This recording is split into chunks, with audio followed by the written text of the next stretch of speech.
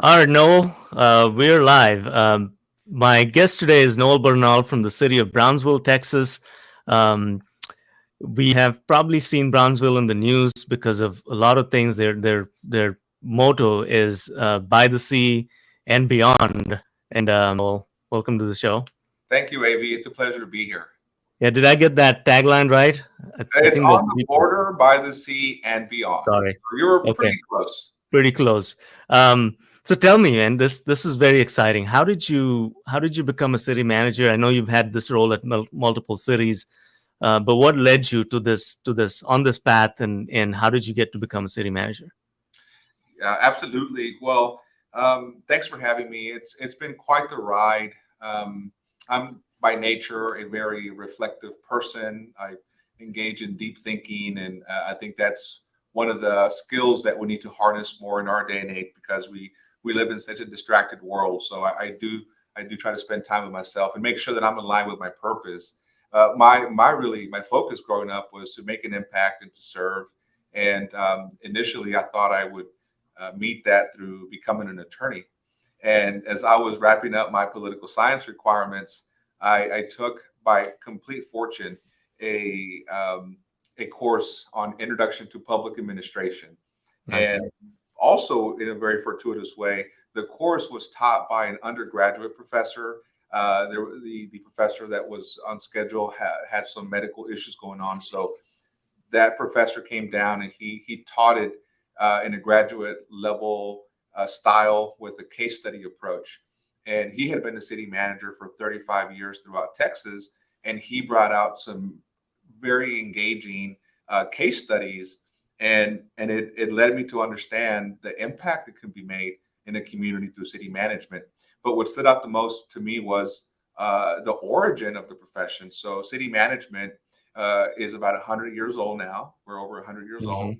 but it grew out of the reform era. So in the early 19th century, where there was a lot of different innovations going on, it was the beginning of the Industrial Revolution, and you were seeing cities build their key infrastructure, their highway system, their bridges, water, sewer, septic, all of that kind of leading up into the World War II era, where there was another expansion through New Deal and all that. Right. But basically, city managers came in because we came in during the reform period. So we were progressives. Teddy Hmm. Roosevelt, for example, was one of my favorites from the progressive era. But it was during that time of patronage and the spoil system. But city managers came in, and they were not meant to be politicians, but they were meant to help solve the major infrastructure issues of that time. So the requirement was to be an engineer back in the day, but what attracted me was how that skill set has evolved and how the challenges of a city manager and the platform that you have as a city manager to solve issues, to make an impact, and to still fulfill that reform origin that we have as managers. It really stood out to me. So I changed course. I pursued a master's degree in public administration, did the whole internship, and I wanted to cut my teeth as soon as I could. So I took the plunge at 25 years old, being the city manager of a small city of about Wow. 2,500 population, rural community with technical problems, management problems, things of that sort. But it really gave me a good foundation. And from there on, I kind of just kept making sure that I was growing and evolving, and eventually got into more urbanized areas where I was able to take on growth challenges, more societal issues, and more complex issues that you don't face in a small town, but nonetheless require strategic thinking, leadership, innovation, and things of that sort. So that's kind of been my journey now for just over a decade, and I'm now in the largest city that I've had a chance to oversee directly as a city manager, which is Brownsville. It's the largest city in the South Texas region, which is called the Rio Grande Valley. We're Hmm. approaching 200,000 population. We're going through some major transformations with public investment and private investment. We talked about SpaceX, and I can speak on that. But the opportunity to really capture what's going on here and to transform the community and help transform the region really for the better was very attractive because at the time I was in the Dallas area. Certainly, Dallas has its own reputation for being a very strong metro area. But having had roots in this area, I felt it was a good time to come back and give back, and then bring my experiences from other cities back to Brownsville. What a cool story. And you were city manager at 25. That's very Yeah. impressive. Yes, sir. Um, yeah. What was it like at 25? Was it a smaller city? Would you say fewer challenges or similar work, but on a smaller scale? I would say I followed the advice from a mentor. Um, you have to take ownership of your career. You have to be very honest with yourself about where you want to be in 5, 10 years, and then reverse engineer that and Hmm. determine if you're on a path to get there. So I think what's so important is those early career experiences. Many people at times they go after the title, they go after the money, they go after all these things, but they forget that you need to get a foundation. And I had a mentor who told me that the most talented city managers are actually in small cities. And the reason is that you don't have all the resources in the world. You don't have the professional staff to support you many times. So Right. you need to find out how to be hyper disciplined and focus on the top things that you can really do hands on, because you're going to have to be hands on. Anything you take on, you'll have to have a direct role in helping execute. But you're going to find the fundamentals that any community would have, but then also they're going to have some technical management problems that you can add a lot of value for small towns, that they have a struggle with bringing in professional staff. They can't afford to many times pay them. They're geographically isolated. They're not necessarily growing in population. So they have all these issues that you can come in and help support. I think the issues are largely the same, but you need to be a lot more creative with how you make things happen. Again, you're not going to have all the resources. You need to be your margin of error is this much, because you're going to have to figure out what are the things that can add the most value long term while you're there, to really help add that value to them. So I think the issues are no less complex. Unfortunately, I think there is a bias that when you're in a small town that um, you know less, you take on less, you do less. I think the issues are relative, but they're very similar in scope. You just have less resources to Yeah. work. No, and you mentioned the word innovation. I think it's even more important in smaller communities where you don't have the resources that the bigger cities do. How do you think of innovation and how does that play a role in your style of city management? Yeah, I think innovation is the key for 21st century city managers. Innovation is not a management issue, it's a leadership issue. And Hmm. in fact, when you're in smaller cities, I think it's not easier to be innovative, but one of the characteristics of innovation is being agile and being Hmm. nimble. And when you're small, you're not caught up in systems and processes and bureaucracy. So many times you can pivot quicker, you can experiment faster, and you can try different things. And if it doesn't work, you can pivot. And when you get Hmm. into larger organizations, they have these legacy systems, they have these mindsets, they have these sacred cows ingrained in how they operate, and it's harder to innovate because it's like turning the ship around. Yeah. And if you don't create that framework where that the conditions in the environment where innovation can occur, you're going to have a hard time innovating. When you're in a small town, it's you still have to work on the relationships. You still have to impact the mindset. You still have to evoke vision and be inspirational. But I think the biggest thing is innovation is misunderstood in the public sector for the large part. Many folks get intimidated by innovation. They make it unattainable. They see innovation as the creation of the next iPhone, versus Hmm. innovation is just making something better, right? So if you make a process better, I mean, even if something if you're manually based and you're able to convert that to a digital system, that's innovation. So I think it's making innovation relative to what that community is going through and showing some quick, tangible, short-term wins. That's important, and you can do that many times quicker in a smaller city. Uh, Right. so I think stylistically for me, going back to the reformer in me, I'm one to push the envelope. I'm not a very status quo type of person, but I think in a small town, the issue is you can easily sometimes come across as a little bit overwhelming. But when you build the relationships, when you help them see the value add in a quick way on things that are important to them, I think they begin to understand that innovation is incremental. Yeah. There are some adjacent innovations, there are some transformative innovations, but you don't want to start with something too big, too crazy. Start with something more incremental, smaller, and that's solving something that has value to what that community is facing. No, that's very, very interesting, and we speak the same language. I'm of the firm belief that innovation can be tiny. It doesn't have to be technology. It can be That's as right. simple as tweaking a business process and like you said, taking on the sacred cows Mhm. that can make life easier a little bit for the workers and citizens. Um, Absolutely. and how there's you probably get bombarded with solicitations for here's my system, if this can make life better for you in your city. How do you cut through that noise when you know what you're looking for? Innovation doesn't mean you have to go buy something new. How do you cut through that noise while still trying to stay abreast of what's going on?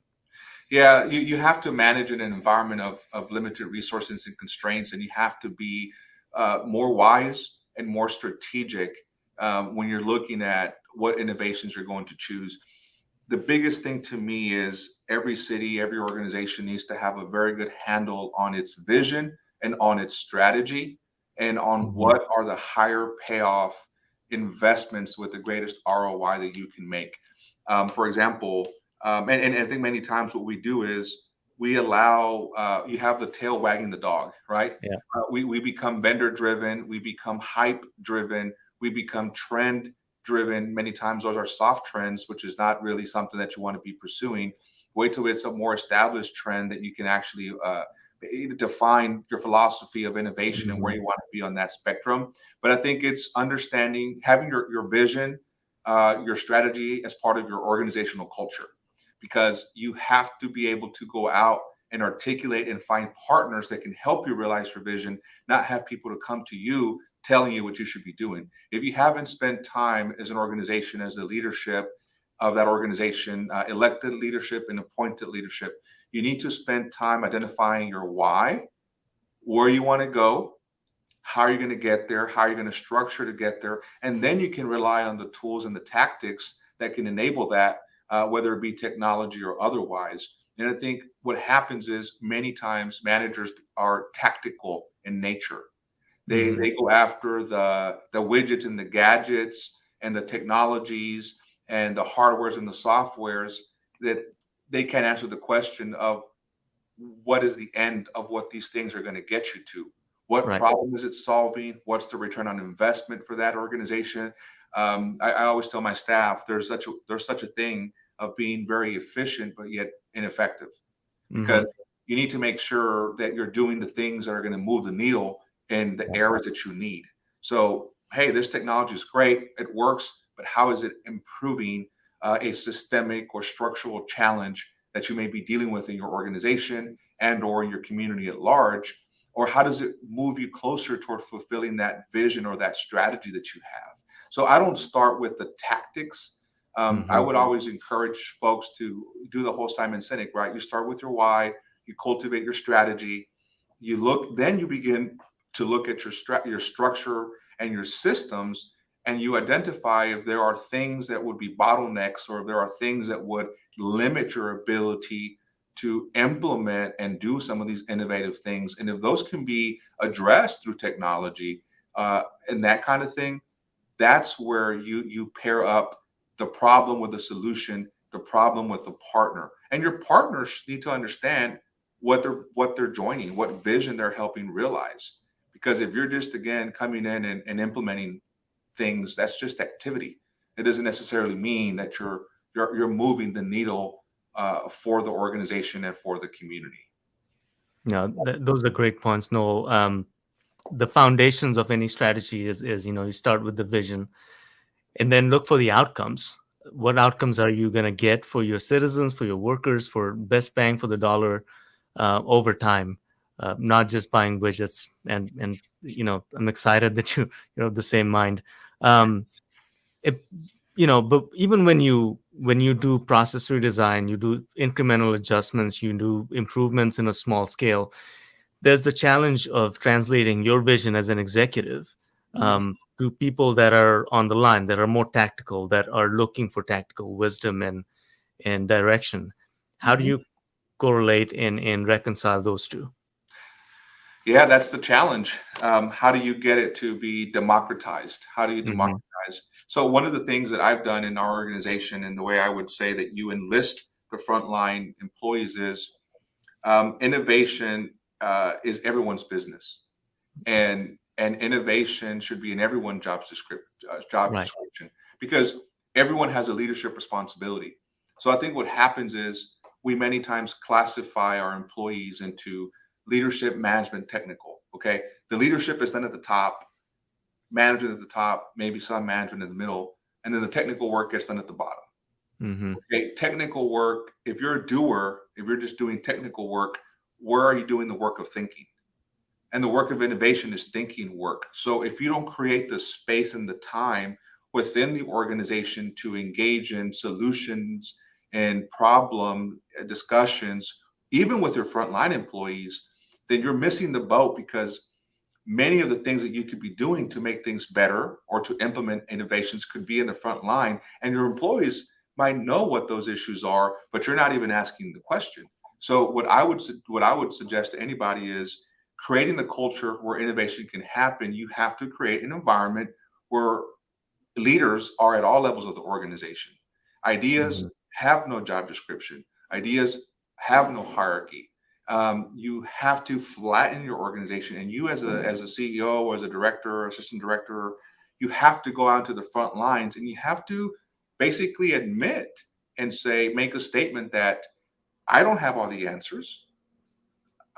I won't ever know it all. Change is moving too fast. And while I might have some observations on what some issues and challenges might be, I don't have the complete picture. So I need you, and we need to partner together to figure it out. Okay. I might have some ideas of where we need to go, but the prioritization of that could be wrong. So to me, it's you create a culture where you're engaging with your employees on setting that vision, on understanding the strategy. So where you're not now necessarily edicting that from the top, but now you're partnering, you're co-developing that with your middle managers all the way down to your front line. One of the things that we defined for ourselves is here within our organization here was, what is the leadership style that we're going to have, and what is the value system? And those were to me so important, because as I was mentioning earlier, the tactics will come, the strategy will come, but if Right. you're not able to create an environment where you have those discussions with your employees, then you're going to have to be the one figuring out all the ideas, and then to your point, selling the ideas, because the rest aren't going to see it. They don't see it as a Hmm. problem, they don't see it as a solution, unless you're engaging with your team on what your issues are, how to best solve them. So it's create the conditions, create the environment, get out there and have those conversations. And you'll find that your job of selling becomes a lot easier, because now what you're doing is you're helping solve their problems. You're helping implement their ideas that you have a chance to build on and to develop with and incorporate some of your own thoughts and suggestions. But at that point, you're not really selling with them. You're now partnering in the work of innovation with Right. all the way to your front line. And I mean, long-term thinking is the key. Um, and also what you just said plays so much into change management, right? If you're going to change, a 30-year-old system that people work day in and day out on, and they don't want to change. I've got 2 years left for retirement. Why are you making me do this now? You can turn that around and say this could be a legacy. Or if it's a new employee coming in, you can say you can change this, so this is going to be the rest of your career. And a Mhm, lot of long-term thinking, and again, starts with the vision, and like you said, showing the outcomes and making um, partners out of your employees is mhm. so critical. Well, you have to create agency, right? Because Hmm. first of all, you can talk all day long about an issue, but if it's not a problem in their minds, if Yeah. they don't see the issue, then it's not an issue, Yeah. right? So is there awareness of the problem, of the issue, whether that's community level, or I'm talking more organizationally? Is there Hmm. awareness? And then and if there's awareness, and they know what the problem is and they're aware of it, is there a desire to change it? Is there a desire to make it better? Right. And then Hmm. you equip them with that. But you have to kind of establish that agency, because if they don't see the issue, they don't understand the issue as to why they should be more assertive, more engaged in helping be part of the solution, then really it's only a problem in your mind. And that's where selling the idea becomes an issue, because you're selling something that they don't understand, that they're Right. not bought into, because they don't see the problem. So you want to find those things that, where are we? You come Mhm. in and you don't pretend to know everything. You start to ask questions. You start to learn about what's going on. And while I had my own observations about what was going on and things that we could focus on. I didn't want to start focusing on those things. I wanted to focus on things that I was being told were issues, so that I can go help solve them, and make sure they had agency, that they had buy-in, that they felt that if I share a solution, if I have a problem, it's going to be heard and it's going to be supported, and we're going to implement something to make it better or to fix that issue. And that's when you begin to gain traction, because you talk about innovation, you're beginning to see the momentum and the flywheel of improvement start to occur, that by the time you bring in those larger scale projects, you'll have a portfolio of wins that are already in progress. But you also have to make sure that you're not going too far down the road without creating that vision, so they can connect the dots between what we're doing and how that's supporting the vision of the organization. That's brilliantly said. Speaking of just putting things in place because they're cool and spoken about in buzzwords, one of the ones that we, in our environment, you hear a lot is smart city. Yeah. Um, what does that mean to you? Yeah, a smart city, well, it's not about technology. I think a Hmm. smart city is a city that knows how to leverage its resources effectively, and understands how to plan, and best use the tools available to solve their problems. I think a smart city is able to embrace cultivate community level leadership, and embrace innovation to be self sufficient, and then externally pursue solutions toward their more complex challenges. Smart city is not limited to technology by any means. Technology is just a means to an end, Right. but I think many folks, you use information and communications technology to improve your environment, to improve your situation. But a smart city needs to first understand themselves and understand where they want to go. That to me would be a more generic use of smart cities, because I think that word you mentioned, the buzzword, Yeah. so many people have used smart cities in a generic way, where you have to customize it and make it mean something to your community versus some generic buzzword as a whole, because that's what it can be. It can just be a buzzword, but not necessarily contribute to what your community challenges might be. Well, and it means so many things to so many people, right? Like you said, you have to define what it means for yourself. Yeah. And a lot of cities are already smart. They don't need to do anything special to become a smart city. Um, Buzzwords are important. They can be important because they tell you what the hot topics are in the market, and they can help you retain and attract employees. How's the city of Brownsville doing with just advertising the fact that the city can be a great employment choice, a great career, and attracting new people to come work for you? Sure. Our secret sauce is our people. I think for us, it's we're not getting too exotic with the trends and what's going on outside. I think what can happen many times is, if you have a pretty good vision, and if you've spent time to define that with your people, and if you're supporting them, um, building their leadership skills, um, our organization, yes, we're impacted by some external things, but we're able to adapt, so that we're not able to be delayed from what our goals are because of what may be happening in the world. So I think for us, it's our culture. Hmm. We have an organizational culture that we are very attuned to what our why is, uh, why we're here, what our purpose is, what leadership means to us, how we treat our employees, how we treat each other, and then we combine that with the work of management. strategy, the structure, and the systems. Those disciplines that are essential for the operational side of an organization, but they're not going to necessarily transform your organization.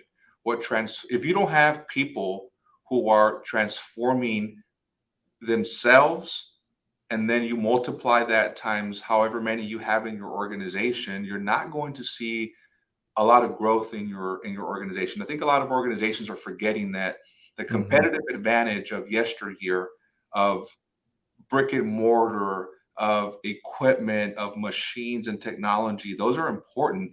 But a lot of the stuff that is simple to automate is being automated today. Right. The human capital, the focusing on your employees is critical, because what many people forget is technology is man-made.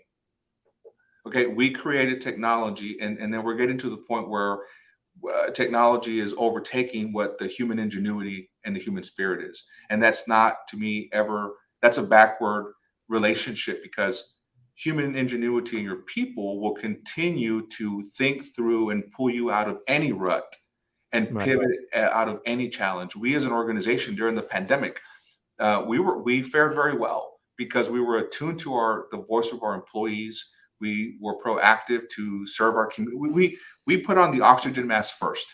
If we take care of our employees, if we know who we are and what we're about and who really gets it done each and every day, we'll be able to support our community and our businesses and our external stakeholders. But if we can't do that, then we're going to be hurting. And I think many organizations today are hurting because they've neglected their employees.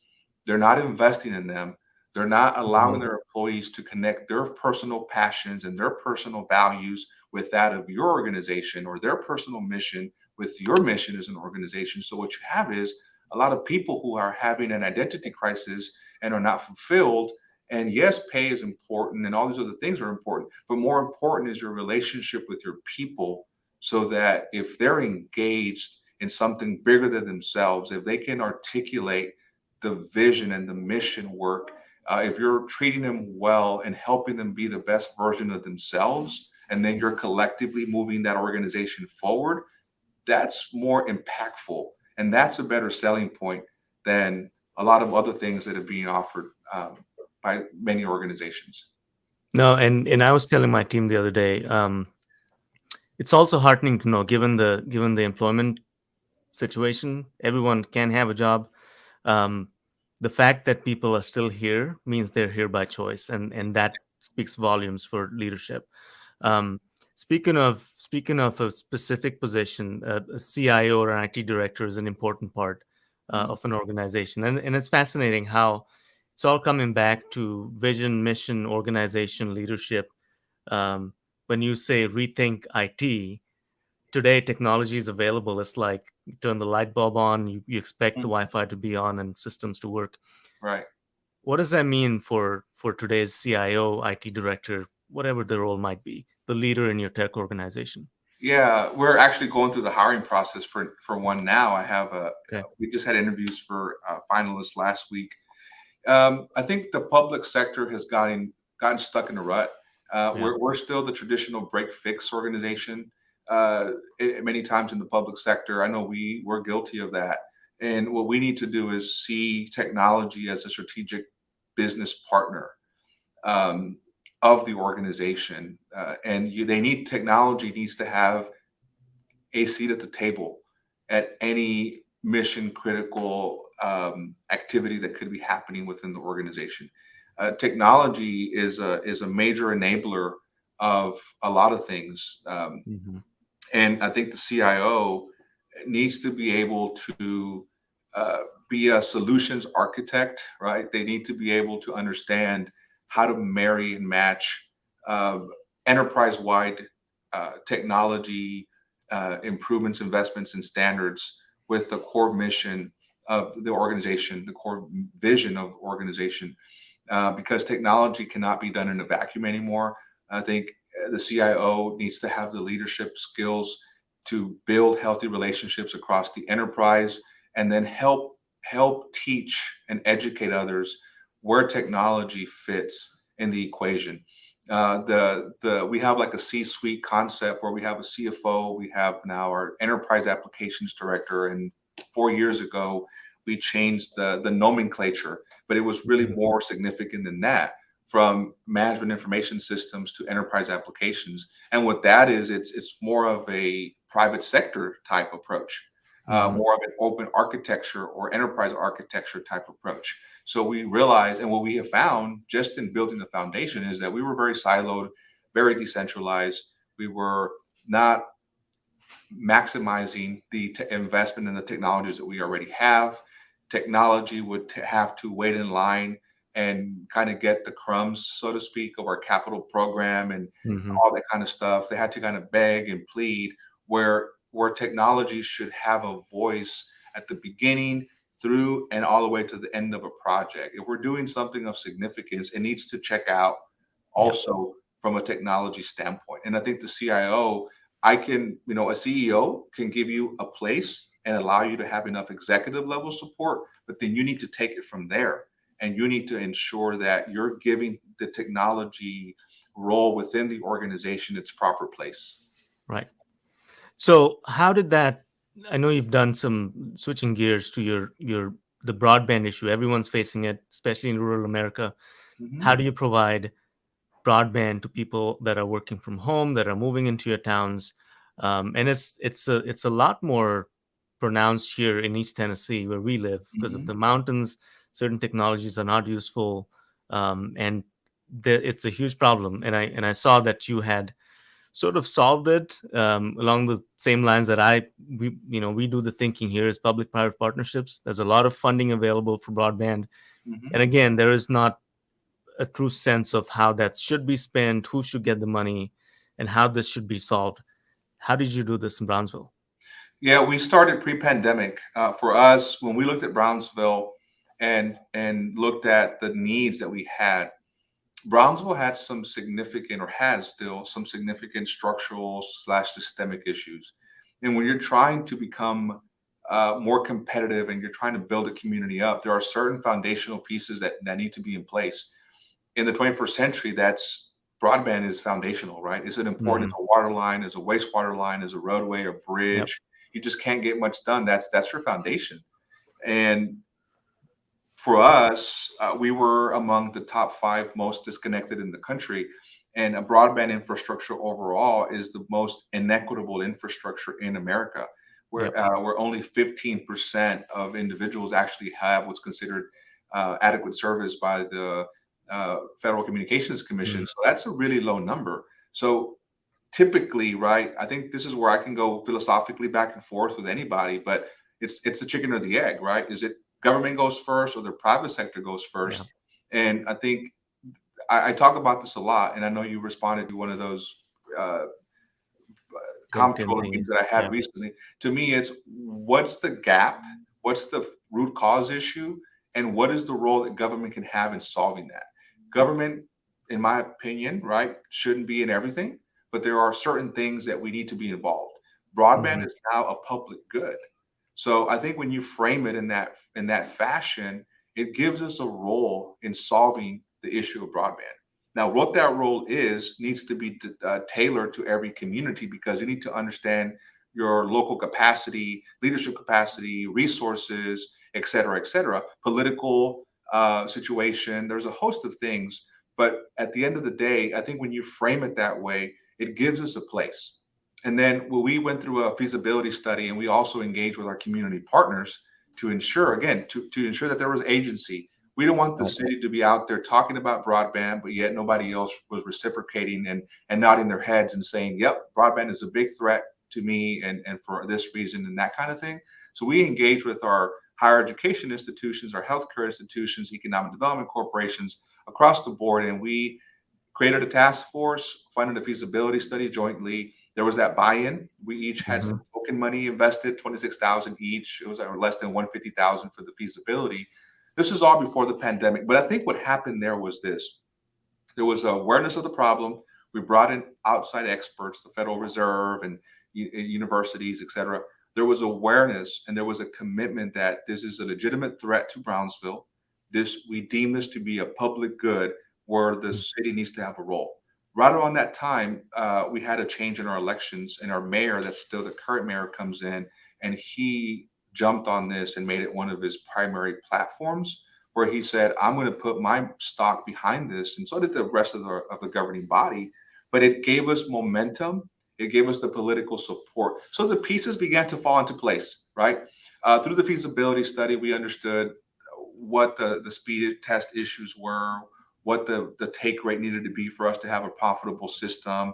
We understood what the true percentage of our community was that was disconnected, and compared that to the FCC mapping.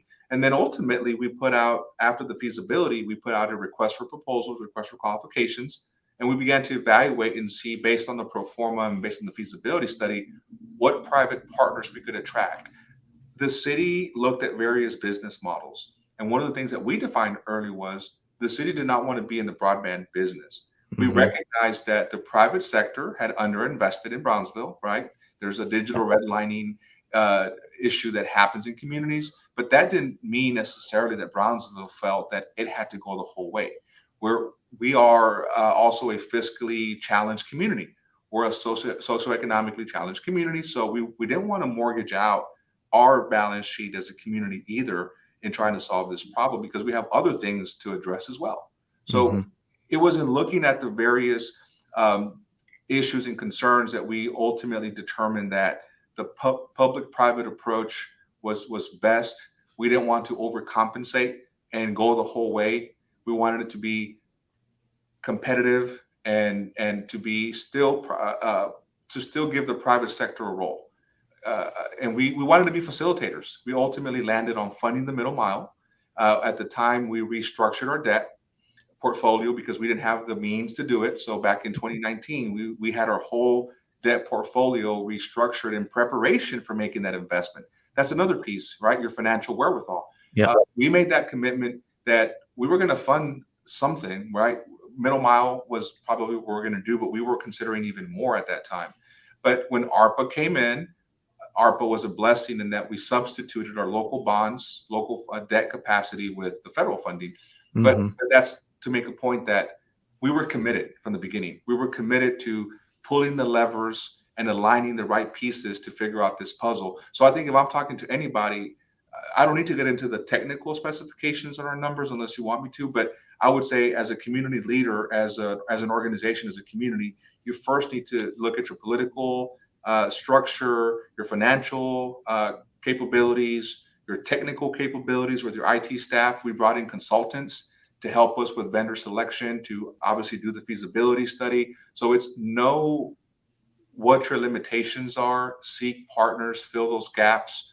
And then when you fund the project, do it in a way that will stand the test of time, that is immediately sustainable, that is something that you can sell to your community, that doesn't put you in a vulnerable position or that kind of thing because you try to do too much. I have a community in the region, and it's not about being critical, but they chose a different approach, and ours is different. But there's a closed network, fully funded with public dollars. That's the other extreme. But hey, you have to kind of walk through and satisfy some of these elements that I just mentioned, and you determine what is something that your community is most aligned with doing. No, and that's in line with, I said we're doing similar things in East Tennessee. I think before pandemic too, the communities, the county and the two cities that are in our hometown here in Maryville, Tennessee, came together and said, we have fiber assets, what do we do with them?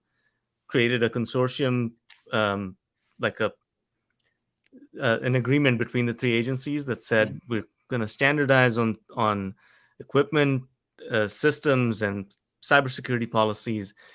And they actually did that. And when the pandemic hit, it was really easy for them to then pivot and say, okay, now we're going to go to virtual courts or e-learning, put Wi-Fi zones in schools and libraries. And now that investment in the middle mile and in the last mile, it's like building a highway, right? The government invested in the highways. And as it proliferates, we're really doing well with taking it to the rural mountainous areas in our area. Right. When that completes, they can then open it up to private sector and say, who wants to compete? Our job's done. You just pay us for the dark fiber leases. So sounds similar. There's different flavors of doing it, but Mhm. I agree with you. Cities, I don't think need to be in the business of selling Yeah, broadband. no, and I mean, other things I'll mention really quick is we Yeah, own our own electric utility. That was that's that was an asset. That's again, huge. Hmm. study your assets. Hmm. Another thing is we're 50% built out. So we're a city of about 143 square miles. We're pretty large geographically.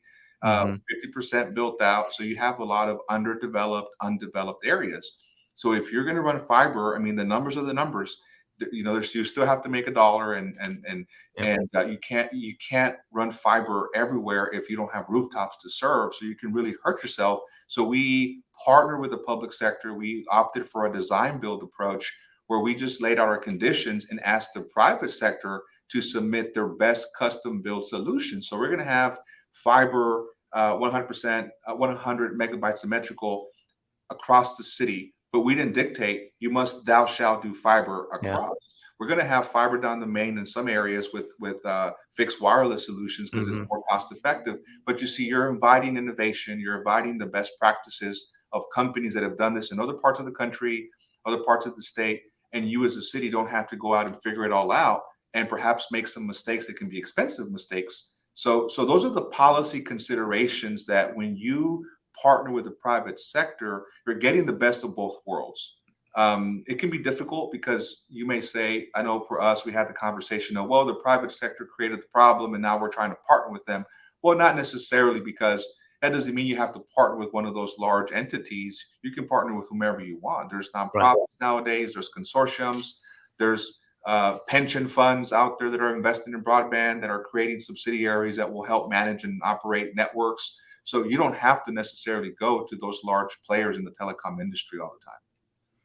No, that we're speaking the same language. I think the problem is so big that there's multiple solutions.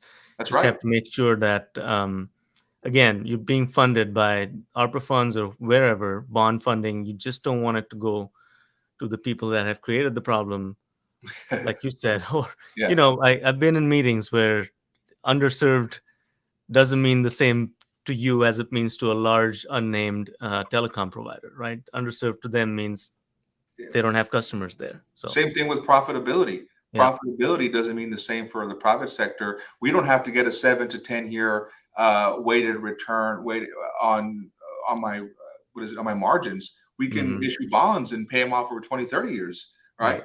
We Right. we don't have to please the so all those things will mean something different. But again, I think as a city is you have to just spend the time, do the research, do site tour visits of other cities, read the white papers. There's about 2,500 broadband projects across the country. Yeah. You don't have to reinvent the wheel, and then go back and customize it and make sure that it's right fitted for your community. Oh, sirens. So before we conclude, Noel, tell us a little bit about the SpaceX deal you have going on. Yeah, Beyond the Sea. Tell me about the Beyond the Sea part. sure. So that's our latest brand. Yeah. Brownsville has been a space city since 2014. So SpaceX has invested their research and development operations in Brownsville. Since 2017, they've invested nearly $500 million in Wow. at just 14 miles outside the city in what's called Boca Chica. It's an Hmm. unincorporated area. They have 1,400 employees, and their latest prototype is called Starship, which is the main tool. The main tool is they have other aircraft or other prototypes that will be used to colonize Mars.